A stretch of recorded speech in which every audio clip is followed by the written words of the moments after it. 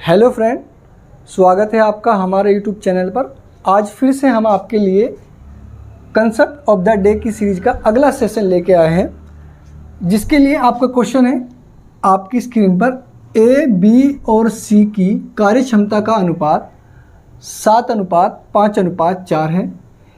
एक साथ कार्य करते हुए वे किसी कार्य को 35 दिन में कर सकते हैं। ए और बी ने 28 दिनों तक कार्य किया, शेष कार्य को सी कितने दिनों में पूरा करेगा। क्वेश्चन पूछ रहा है कि जो बचा हुआ कार्य है उसे सी कितने दिनों में करेगा। देखो क्या कह रहा है क्वेश्चन। ए, बी, सी की कार्य क्षमता का अनुपात दिया हुआ है 7:5:4 के रूप में, और कह रहा है साथ ही साथ कि ए और बी ने 28 दिनों तक कार्य किया, शेष कार्य को सी कितने दिनों में पूरा करेगा यदि ए, बी, सी उसे 35 दिनों में पूरा कर सकते हैं। क्वेश्चन ने दिया हुआ है कि ए और बी और सी की जो कार्य क्षमता का अनुपात है ए, बी, सी की, वो कितना है 7:5:4 के रूप में दिया हुआ है। और तीनों एक साथ कितने दिन में कर सकते हैं। ए प्लस बी प्लस सी तीनों मिलकर उस काम को 35 दिन में समाप्त कर सकते हैं। आगे उसने बोला ए और बी ने 28 दिनों तक कार्य किया। ए और बी काम करते हैं और कितने दिनों तक कार्य किया, 28 दिनों तक कार्य किया। शेष कार्य को सी कितने दिनों में पूरा करेगा।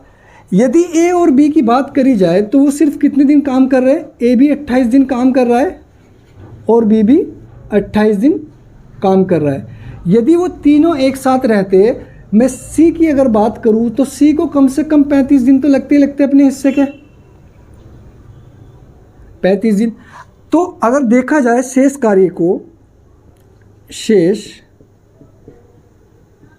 कार्य सी कितने दिन में करेगा, इसकी बात हो रही है। सी को 35 दिन तो लगने ही लगने हैं। वो जो बचा हुआ कार्य और किसका है, ए और बी का अभी भी 7 दिन का कार्य बचा हुआ है, जो कौन करेगा, सी को ही करना पड़ेगा। ए और बी की अगर बात करी जाए, ए और बी का 7 दिन का काम बचा हुआ है, और ए और बी एक दिन में कितना करते हैं, 12 काम करते हैं। 12 काम करते हैं। ये काम कौन करेगा, सी करेगा। सी 4 से भाग करेंगे तो कितना आएगा, 4 × 12, 35 दिन तो लगने ही लगने थे उसको, प्लस एक्स्ट्रा कितने दिन लग रहे हैं, 21 दिन लग रहे हैं।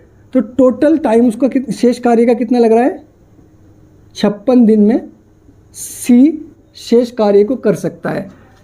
आपका ऑप्शन नंबर ए क्या हो जाएगा, आंसर हो जाएगा।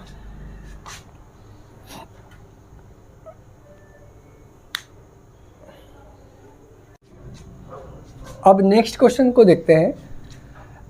क्वेश्चन क्या कह रहा है, उसी पर आधारित है। ए, बी और सी की कार्य क्षमता का अनुपात 7:5:8 है। एक साथ कार्य करते हुए वे किसी कार्य को 42 दिन में कर सकते हैं। कितने दिन में, 42 डेज में।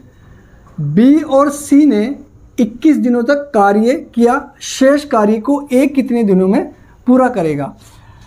अगर देखा जाए उनकी कार्य क्षमता का जो अनुपात दे रखा हुआ है, ए, बी, सी की कार्य क्षमता का अनुपात 7:5:8 के रूप में दे रखा हुआ है, और साथ ही साथ कह रहा है कि वे तीनों मिलकर ए, बी, सी कितने दिनों में काम को कर रहे हैं। अगर देखा जाए 42 दिनों में बोला हुआ कि 42 दिन में कर सकते हैं। आगे उसने कहा बी और सी ने 21 दिनों तक कार्य किया, शेष कार्य को ए कितने दिनों में पूरा करेगा। बी और सी की बात कर रहा है कि यार 21 दिनों तक उन्होंने कार्य किया, काम करना था दोनों को 42 दिन तक। काम किया कितने दिन तक, 21 दिनों तक। अभी भी 21 दिन का काम बचा हुआ है। बात कह रहा है कि शेष कार्य को ए कितने दिन में पूरा करेगा। अगर ए की बात करी जाए, ए अपने हिस्से का तो काम करेगा ही करेगा, और जो बचा हुआ है बी और सी का 21 दिनों का और बचा हुआ है, उसे भी कौन करने वाला है, ए ही करने वाला है। तो ए यानी शेष कार्य, रिमेनिंग वर्क को ए को कितने दिन लगेंगे भाई, 42 दिन तो लगने ही लगने। 42 दिन तो काम पे रहेगा ही रहेगा वो। 42 डेज तो लगेंगे ही लगेंगे, प्लस में साथ में बी और सी का 21 दिन का बचा हुआ काम करेगा। बी और सी की कार्य क्षमता कितनी है देखा जाए तो 5 और 8 13, और कितने दिनों का काम बचा हुआ है, अभी भी 21 दिनों का काम बचा हुआ है। तो 21 गुना 13 काम करेगा कौन, ए करेगा, और ए की कार्य क्षमता कितनी है 7, 7 या 21 42, 13 या 39, तो टोटल कितना हो जाएगा 81 डेज। मतलब उस शेष कार्य को ए द्वारा 81 दिनों में पूरा किया जाएगा, जो कि आपका आंसर नंबर क्या है, सी इज द करेक्ट आंसर।